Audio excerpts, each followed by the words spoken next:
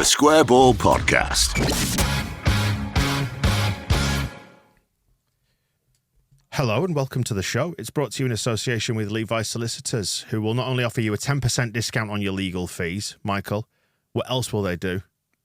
15% off on wills, on probate, on conveyancing.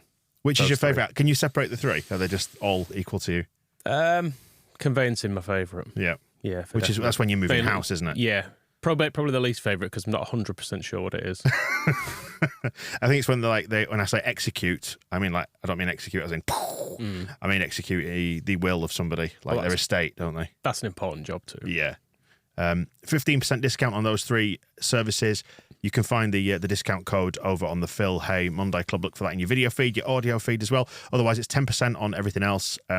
Legal services for you and your business. LeviSolicitors.co.uk/the Square Ball. Dan here. Hello. With Michael. Say hello, Michael. Hello. From Moscow White. Daniel Chapman. Hello, Michael. Dressed like a Frenchman. If you're not on the video version, nice stripy top. Or the Hamburglar. Oh, the hamburger. What you could do is wear a yellow. Yes, I should take this off, but I'm not going to. And put this on instead. Which, for the audio version, is our beautiful new Square Ball Admiral collab shirt.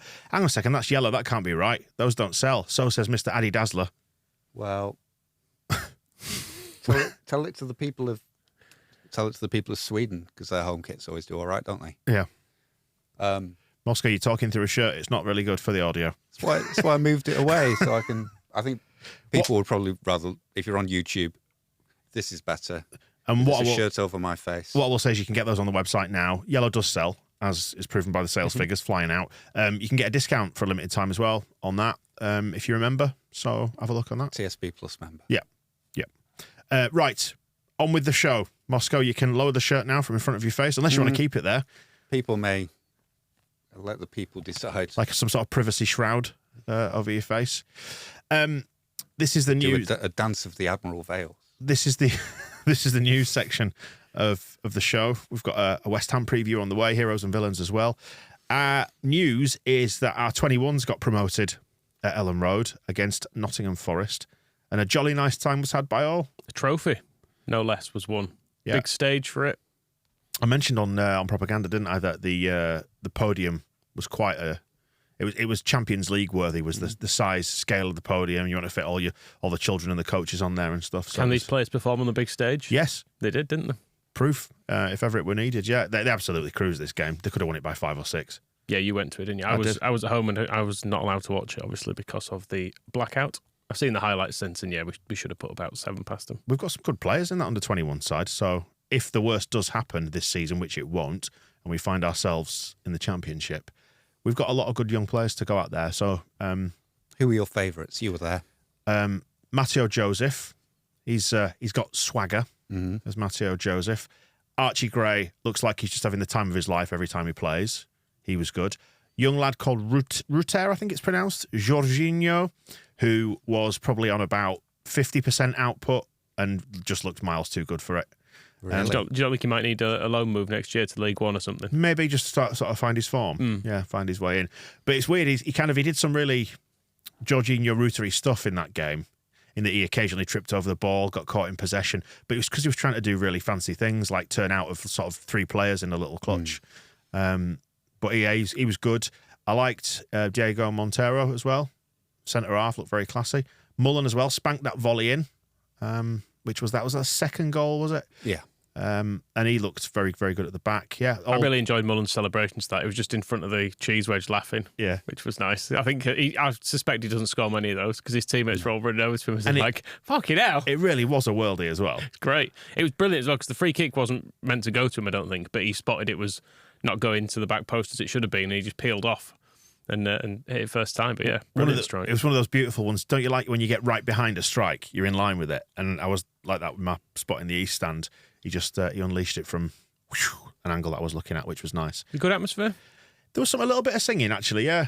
I said on propaganda there was a nice little ripple of enjoyment went through the crowd when we realised that Liverpool were beating Leicester in the grown-up stuff.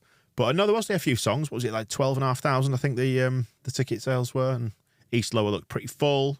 Good number of people in the Cop, in the Gelded. It was good. I enjoyed it. I mean, that is that's more people than we had in some League Cup games in the not too distant past. So it's not bad, I suppose. Yeah, there were two nice bits that I spotted. Was that Scoobs got on the trophy lift, just off to the side. He did start at the start of the season, so there at the end, and then there was Matteo Joseph was being interviewed by Tom Hill on LUTV, and Tom was saying lots of things like, "You've done really well this year, scored lots of goals, you've been performing really well," and in the midst of this praise, Matteo Joseph was, "Thank you." I just whispered it. Yeah, he's like, I think he felt a little bit awkward that he was getting all this praise. He was like, "Oh, thanks, thank you." Honestly, all of them, him especially, they just look like they're having a great time, and they really enjoyed being in front of the crowd. And Diego Montero as well, who's, don't forget, he's played first team football in Switzerland, hasn't he? Even at 18, so it's kind of gone into a almost like behind closed doors scenario. Well, he works his way up through the age groups, but you forget he's only 18, isn't he? And he's playing in the 21s, so he's towards the younger end of the age group. And the same Archie Gray's only of that sort of age, isn't he? What is he, 17 now, Archie?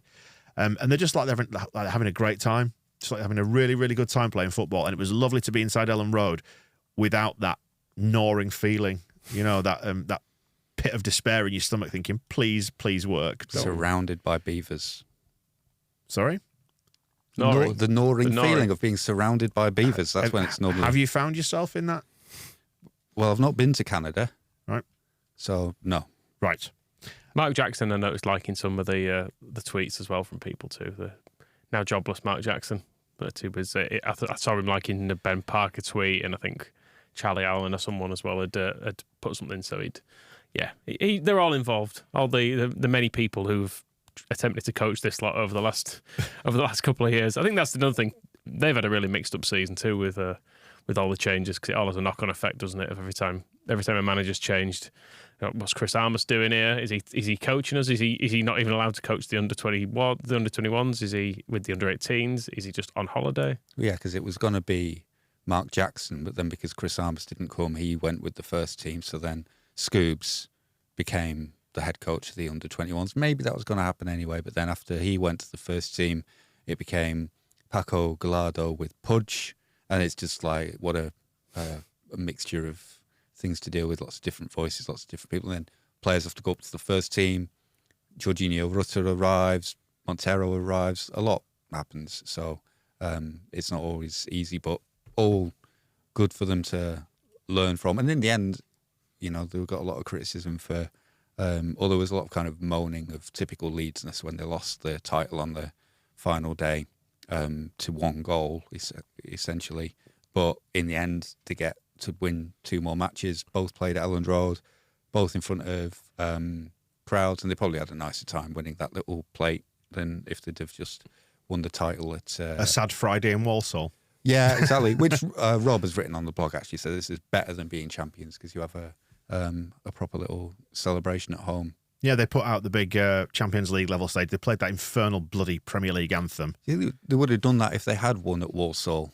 Yeah. That was that behind closed doors game, and you just bring all that stuff out and play the they anthem. wouldn't have had a PA system there, would they? So Victor Orta with a Bluetooth speaker. I was going to say, have somebody going da, da, da, da, like at the side of the pitch with a megaphone. Speaking of Victor Orta, I mean, maybe this is his the positive aspect of his legacy, is putting together a good youth side. Well, there's been a lot of stories in the papers and that giving it all to Craig Dean, hasn't there? So well done, Craig. so I did not. I'm sure it's coincidental. It's just the kind of thing that happens when the under-21s are successful. But he is the head of emerging talent, is it? Yeah, I don't like the word emerging. Sounds like a baby being born, doesn't it? Too many things emerge these days, like things reports emerge and use emerges. It's like it's lazy. What's your favourite thing that's emerged then? Well, talent. Yep. I don't mind if talent is emerging. And where is it emerging from? Well, Craig Dean, is certainly the... is he giving birth to it? He's the crown of it. And then Adam Underwood is the head of it. And then I don't know who's the body and the legs. But horrible image. Somebody's there with the Von Twos, which is like the glorified baby vacuum, isn't it? And just players themselves. Anyway, so there's been because the under-21s done well. There's been some stories about how well they've been doing at signing young players and putting them into the academy system, and how all that stuff, even though Victor Orta has been lopped off, everybody else is staying to keep doing those kind of things. which is good because it seems to be fine. We seem to be quite good at buying players for, although not, I don't know where. There are some that we signed that disappear. It's always that yin and yang, because we don't make a huge deal of signing players for the under-21s, but people do notice. There's always like a little story on the website. So-and-so has been signed, and then 6 months later, it's like, what was all the hype about? The rubbish, if they don't immediately make it. So Lewis Bate probably falls into that category, doesn't he? Like, Although he's off should have been in the first team. He's off making waves in Oxfordshire now, isn't he? Yeah, so he was doing absolutely fine, but that's one kind of, what was all that? There wasn't really any hype. Just said, oh, we've signed this lad. Just to let you know. And well, some of our 21s are out on loan. Thinking specifically Drame and Joffrey, who played in the playoff semi-final second leg at Luton. That was last night as we record this. 2-0 to Luton Town. They've kind of it's quite of a, what's the way to describe it? Kind of a barnstorming performance. It lacked quality, but there's a lot of... They're quite sort of physical, aren't they? Yeah, it's kind of a forceful approach to football, yeah. Cody Dramit almost scored. Yes, did you see that? Have you seen it, Moscow? yeah, That was I was imploring him to square it. All you need to do is just roll it across there to your mate. But He could have just rolled it into the goal. He just rolled it into touch. I mean, that's what I'd have done.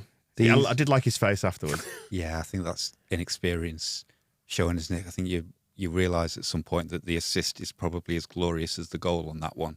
Because you think, when you've run 70 yards, you think, oh, I'll finish this and sort of take all the acclaim. But you still get the acclaim if you pass it to somebody who has... You still get a cuddle off your mate, don't you? You get a cuddle. Exactly, yeah. You get the goal and everybody says, what a good pass that was.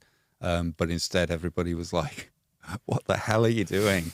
Open goal. So anybody who didn't see it, the Sunderland goalie had gone up for the corner, and then it broke to Drame, and he ran right up the other end, and then from a tight angle, instead of passing it to one of, I think there were two players in the penalty area he could have picked from, he placed it precisely to the side of the goal, and then looked a bit stunned. But so he could have been the big hero, either with the goal or the assist, but it didn't matter because like a minute later blew the whistle, and poor old Joffrey was off the pitch already, so I didn't get to see his tears. He got to cry in private. Jack Clark was out there, probably trying to avoid being duffed up by the invading Luton hordes, all the Mad Hatters running on. If Luton do go up, we face the indignity of them buying one of our players, don't we? Because they've got Premier League money. Potentially, although we do have parachute payments. Yeah. They bought Chris Kamara from us. That was quite a dignified transfer for all involved. We loaned them Mervyn Day when we were busy winning the league. We bought Kevin Nichols from them. Was a fair while ago. For that. Football has changed. Yeah, Kevin Nichols is probably the more recent exchange. Maybe it would be nice to do like some proper business with them to kind of blot out that memory. Angus Kinnear's in for an exciting weekend, isn't he? Saturday the 27th of May, Sky Bet Championship playoff final, followed by our final game of the season on the Sunday against Spurs. Do you think he'll go? To which one? To both. I assume he'll be at Leeds. Do you think he'd dare go to the playoffs? Oh, of course you would, wouldn't you? In a big beard and glasses, maybe. He's probably better off going barefaced at the playoffs than he is at Elland Road. You can show your face supporting your boyhood team in a playoff final at Wembley if you are presiding over relegation at Elland Road at the club you run. It's probably that's the one where you maybe need a strategy. It'll be interesting to see who does turn up for the final day, depending on what happens this weekend. But we'll get all to that thrilling chat in a bit, eh? Hopefully Leeds turn up for the next two games. Coventry, Middlesbrough, 0-0 from the first leg. That's tonight. Then the second leg at Borough. Is that right? Yeah, yes. Are you looking forward to that? No, not really. No. Although I do feel like Coventry should be in the Premier League. Yeah, because they were when we were kids. Yeah. Stephen Luton. Yeah, Luton. Stephen Grizovic in there. See, Luton's just after my time, so I think of Luton as being... Luton, one of the founding members of the Premier League. Yeah, I think I heard that on the commentary last night. They said that they... were they, or did they go down that year? Well, yeah, but that's it. I think it's them and Ipswich came back. Luton are the only team, or one of only a couple of teams, who have received... No, it'll be them and Oldham. Or were Oldham in the first year? No, Oldham were in the first year. Right, let's just stick to it. Luton, we know this for certain, received parachute payments from the Premier League without ever playing in it. Yeah, that was it. Okay. Yeah. When was that? That was... The very first season? Yeah, so they got relegated the year we won the league, 91, 92. So they did a distribution of funds, did they, that year? Yeah, because they were founder members, but they never actually played in it because they were relegated before it started. Oh, they've had quite a journey, though, haven't they? Like they were National League. What was it? About 9 years ago. Yeah, bigger, more points deductions than us, haven't they? I think. So there's hope for us. As for League One, that's when's the playoffs for that one? Thursday, Friday. Yeah. So you've got Sheffield Wednesday up against it in that. There are clips, some glorious clips on propaganda actually, of Sheffield Wednesday fans getting increasingly irate and singing to a team that amassed 96 points over the course of the season. You're not fit to wear the shirt. Funny. And Bolton Barnsley in the other one. So if we do go down, either of them, you get a good amount of tickets. Yeah, and so there's that's something to look forward sort to. of low-level threat of violence at Barnsley as well. Yeah, oh, definitely, yeah. Which is good. Well, that's exciting, isn't it? That's all very exciting. I didn't mean to link it to what you just said about a low-level threat of violence, but I was just checking. Darren Ferguson is currently manager of Peterborough United. That had been, it's a while since it's always like a flip of a coin as to whether he's there or not. Yeah. Who's in the Sheffield Wednesday team? Is Barry Bannon still pulling strings for them? He is. He was getting very slagged off, actually, on the clip I was listening to while finding propaganda. If we go down, is it time to bring him home? Is Josh Windass any relation? I think he is, to Dean. Yeah, I think he might be. Crikey. Barry Bannon's gone bald Flint. again, by the way, for seeing, because he had a hair transplant and it seems to have fallen out once more. Poor fella. Oh, and David Stockdale's on the bench for Wednesday. Super Leeds fan. Let's close out this section then by chatting about the whole social media madness that's unfolded this week. Bamford's come off Twitter. Club releases a statement. Luke Ayling uses Instagram to have a pop at Twitter. Or fans not inside the stadium. It's all a bit silly, isn't it? It's all got out of hand a bit, hasn't it? This was all triggered by someone making a video showing a player doing bad things, and who would ever do such a thing, Moscow? I don't know what you're talking about. Your Billy Peacock Farrell thing of many years ago. Well, fairness, it was different. I know. It came from a place of love, didn't it? The Bailey Peacock Farrell lowlights on Loan to York video was intended to kill his career before it ever started. No, just to defend him, to say that, because everybody was saying, we need to put him in the team in place of Lonergan or Wiedwald, and it was just like, I think that might be too much pressure for somebody who appears to have biscuit wrists on loan at York. And I quickly realised after I put it out there that loads of people think that this was to slag him off. It wasn't. Obviously, I made loads of videos after that to slag Bailey Peacock Farrell off. But he's in the Premier League next year, so what are you going to say about that? Let's talk about Ayling quickly then, and because that's the latest storm in the teacup. I've just seen all this, and it's just tiresome, isn't it? Like he said, the next 250 games for this great club. The next 2 will be the most important of them all. Fans inside Ellen Road, thank you, MOT. And his wife has then, in the comments underneath, responded, shows what you can do when you don't read Twitter, baby. It's just... leave Luke Ayling alone on this.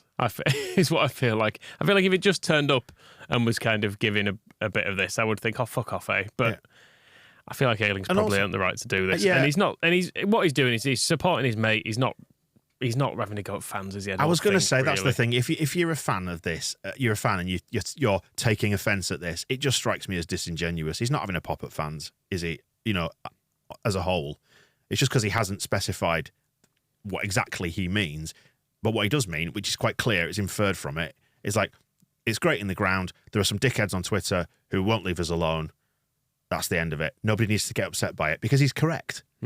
If you haven't sent abuse directly to Luke Ayling or Pat Bamford in talking about you, so you don't need to worry about it. If you have, you probably don't care about this. So it's all pointless. But I don't understand why anybody would possibly be upset by the wording of that. Because people like to get upset about shit, don't they? Well, they could have a nice, there are lots of ways to sort of have a nice time that don't involve Twitter. Yeah. Yeah. Essentially. And that's that. I mean, it's an awkward thing because I think players need to realise they're not to be immune from criticism. But it's where lines are drawn, isn't it, really? Like, are you allowed to say just someone is shit if you don't tag them in it? Is that okay? Obviously, tagging them in it seems overstepping a mark. Obviously, some of the stuff Bamford has received, people, saying stuff about his family and his dog and psychotic stuff. Like, that obviously is, I think everyone would agree, like, that's weird. It's the volume of it. It's the thing, because from our point of view, you are speaking once, you're saying it once. Or from the point of view of somebody tweeting something, if you say, Bamford shit because he missed that penalty. You're saying it once. If he gets tagged in that, like Bamford will be receiving 1,000 individual messages all saying that you are shit for missing that penalty. And that's where the difference is. Unless you see it from that end of it, you don't know how it feels to have that volume of it goes. But it was exactly the same. We were talking about this when the whole Karen Carney stuff kicked off, because she was wrong about what she said about Leeds getting promoted because of COVID, but she only needed to hear that once, and that was when the club on the night, instead of encouraging people to tweet things to her, just needed to stay out of that. And then an email goes to the production company the next day and says, "Could you have a word with Karen Carney? Because the thing she said was factually inaccurate and we weren't happy about what she said." So tell her once that she's wrong. Tell Pat Bamford once. He hears from the crowd that they're angry that he's missed the penalty. Allardyce will have told him. His teammates will all say, "Oh, I can't believe you missed that, Pat." But then he'll know. He'll know with himself, won't he? Exactly. So then you say, well, what then is the need or the use or the gain from 1,000 more people all sending him individual messages? And when it is you sending one, you don't feel the implication of it, because you say, well, I've got the right to say it. But it really, at the other end of it, it just takes on a different form. I think there's something about, it's not Leeds fans, it's not, I don't know if it's football fans even in particular, it's just a general sort of lack of understanding of how communication works. I think people have lost the connection between when you type something into the box on your phone that it's had somebody else's name in it, it appears on their phone. You're entering into their world. And I feel like that sometimes about just like, that's why I can't get with the thought process, because I feel like, if I need to text somebody, they're going to see, it's going to bother them. Like, even if it's something nice, like somebody will have to pick up their phone and look at it and tap it and open the message and read it, and you're immediately taking time out of their day. And even if it is like, oh, I hope you're having a nice day, I'm still always like, oh, well, they might be busy. But people don't see or think about what's on the other end of just typing the message into their computer or their phone, because they just think it's the same as playing a computer game too often. There's a distance there, isn't there? Yeah. Like just the means of communication. Like you say, you're typing something into your phone, and that's where the transaction ends as far as you're concerned. You just put it down. You're sounding off, you're getting angry, whatever it might be. And people have forgotten about what happens at the other end, is that their screen lights up. We're talking about empathy, aren't you, basically? And social media encourages a lack of empathy because there are no consequences for you saying whatever you say. And I dare say most of this, even the most ridiculous comment, which was about kicking Bamford's kid down the stairs and stabbing his dog or something like that, was just somebody going over the top in a bid to try and look funny or be edgy or whatever, and obviously didn't mean it. And people, but yeah. You get it on the other side and you go, what? Yeah, imagine just getting that out of the blue while you're doing your shopping. Yeah. Or you are making your tea or something and that pops up. So it's unhelpful, and yeah, it's just that side of the thing, and it just comes back to, well, they're paid enough to deal with that, and nobody is paid enough to deal with those kinds of messages. And even I think time has changed, because social media has kind of come to the fore in the last 5 years, in particular, in that way. And then, but 10 years ago, yeah, Twitter existed. It's 15 years ago it was invented. So when did Pat Bamford start becoming a footballer? He's 29. He didn't grow up. Like, there was a time you probably grew up to be a footballer, and part of the narrative or the story that you would dream about is the comic book thing, the Roy of the Rovers thing, where somebody in the stands or the crowd has turned on you and they've been booing you in the stand, and you score the winner in the cup final, and then everybody cheers. And that's how people have sort of grown up used to that idea. And newspaper columnists who've been criticising you, and you shove their words down your throat by scoring a hat-trick in the big match. It's all fine. But there was never the social media side of it. Nobody ever grew up thinking, yeah, and I really hope that I get like 1,000 messages wanting to stab my dog, and then those are the people that I'll be shoving those words down their throats. Nobody ever bought into that. Nobody who's playing football now kind of grew up in the times like where that was part of the deal. They get paid a lot of money, but it was never, they get paid a lot of money for playing football. They don't get paid the money for playing football and receiving a load of dickheaded abuse. And it is although fine. they do get it in the stadiums. But then I mean, that was part of the deal traditionally. That's always been wasn't part it? of football. Is that Whether it's right or wrong, it's part of what you get. And I think that's the extension of it. Is that the football stadiums have traditionally been seen as a release. You go there and you sound off and you shout and you scream and you swear, and it's quite interesting. What Luke Ayling says, that the fans inside Elland Road haven't really given the team that. And Rob mentioned it on propaganda, and I've noticed it too, that Leicester keep getting booed off after every half of football that they play. And Elland Road, compared to what some of the teams have been going through this season, actually been a very supportive place amid all the anger. But it's that extension from there of just a random Tuesday morning, just going, fucking Bamford, I'm going to send him a message telling him he's fucking shit.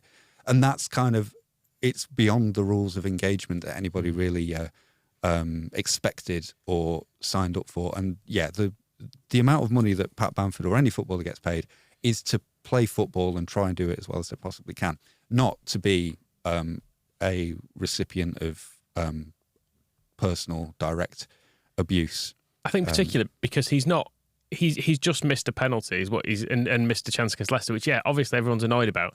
But we're not in a situation like, if people have been, not that I didn't hear of this, but like if the Kiko Casilla verdict had come in and people had gone, get out of the club, I hate what you've done here, that is almost more understandable than just going, oh, well, it's as we've said before, it's just a sport, isn't it? Football. It doesn't need to be like this. About I know everyone's hugely invested in it, but like that sort of stuff is so deeply personal and unreasonable that it just doesn't need to. But footballers footballers have been depersonalised, haven't they? It's like I've seen a few tweets to the effect that like, what the fuck is Bamford doing going and playing golf the day after he's missed a penalty? It's like, it's his day off. He can do what he wants. Maybe it helps him unwind and focus on the next game. It's like, he's not a child. You can't send him to his bedroom and no telly. Like, I think no Netflix, Pat. You'll enjoy it too much. This weird expectation that they should be in there every single day, not realising that rest and recovery is part of the process. And I'm sure when people sit there and cool-headedly think about it, they understand that. But people just like to sound off, don't they? And Twitter seems to be the medium via which they're doing it. The other side to this, and I wonder if on the other side of the coin is, if this stuff is helping them forge a siege mentality, and I don't mean the abuse, but I mean the way that they are now choosing to deal with it and process it. If they are forging a siege mentality within the club, within the playing staff, good, it might help us. There may be a benefit to it after all if they think, well, fine, we'll show that lot who are giving a shit on Twitter. Yeah, I think the good thing is, and that's the good side of Ayling's, what Ayling posted, is that the fans inside Elland Road is that recognition that there is a and just because he uses inside Elland Road, it doesn't mean that every fan outside Elland Road is not. Well, it's what I said before. If you've not sent abuse to Ayling or Bamford, then he is not talking about you. But it is that recognition that they do realise that there is a lot of support still there, even from fans who, in the ground, when Bamford misses a penalty or somebody does something wrong, will object, will boo, will complain, will shout. But will then sing his name as well because they realise. Exactly. And so I think the what goes on in a football stadium normally is, I think the players get it and they realise how that works. There's just really no upside to somebody saying that they want to stab your dog and kick your infant daughter down the stairs, is there? And if you get enough of those messages over enough of a period of time, you're going to get pretty sick of that. But then, the whole future of social media is something we probably don't need to get into, but I don't think it bodes well for any of those platforms. That seems to be what they are used for as much as anything now, is that they're just a conduit to abuse people 24/7. And the more and more people like Pat Bamford and other sort of high-profile sports people who just decide not fucking worth bothering, the less and less value there will be in those platforms, and the less and less reason people will have to use them, and then maybe we'll all just start seeing trees and sunshine again. Well, the joy of us doing this show is that we can just abuse each other in person, can't we? We don't have to do it via social media. And we can slag Pat Bamford off for all to high heaven, because unless he's listening, which I bloody hope he doesn't subject himself to this, because there is that is part of the conversation as well. It's reasonable for people to say, well, you said all sorts about Pat Bamford on him missing the penalty where we're coming in, we do half an hour straight after the game saying, oh, why the fuck did he even take it? But unless, I'm not then going to clip those recordings and, send an email to Pat going, oh, please, I really think you should listen to this. It'll be good for you. It's the same as newspaper reports. All the newspaper reports will say it was a stupid thing for him to take that penalty. It was bad the way he took it. It was a bad penalty. His technique was wrong. The fact he took it, but it's all within those. None of it. Nobody who writes those newspaper reports is then putting it in an envelope and popping it to his house, or making a PDF of it and emailing it to him. If he goes and finds that, that's part of that's his lookout. It's that directing things to people in that way that is the line that people have sort of lost sight of. So, I mean, the thing for footballers is I just don't know why you'd be on it. Yeah, don't be on any of it. And they've got too much time, Michael. That's the problem. It'd be a shame in some ways because I quite like seeing a more personal side of footballers sometimes. And for me, I think that personally would make it a lot harder to send them abuse if you can see, if the platform you're doing it on, there's pictures of Junior Firpo was sent off, but this morning he's put on a picture of his kid, he's helping this kid do chin-ups on some home gym stuff. Yeah. You think, it's nice. He's just a normal man, isn't he? He's just a normal man who wasn't very good at football at the weekend. A normal man, an innocent man. Exactly. But fine. It don't work though, because Pat Bamford's dog is lovely and reads the square ball. We have seen photos of Duke Bamford, of course, with our summer special in the background on the coffee table. It's very touching, and yet people do look at pictures of that. It's a Labradoodle, isn't it? It's adorable, and then they're like, "Yeah, I'm going to stab that because Pat Bamford missed a penalty, and I'm going to tell them about it." So even that doesn't work. And like Luke Ayling, one of the charms of Luke Ayling is how real he is, and that you can absolutely tell. He has written his own Instagram post there, so it is him with his real personality saying what he really thinks. People don't like it, so it's. I've got a solution.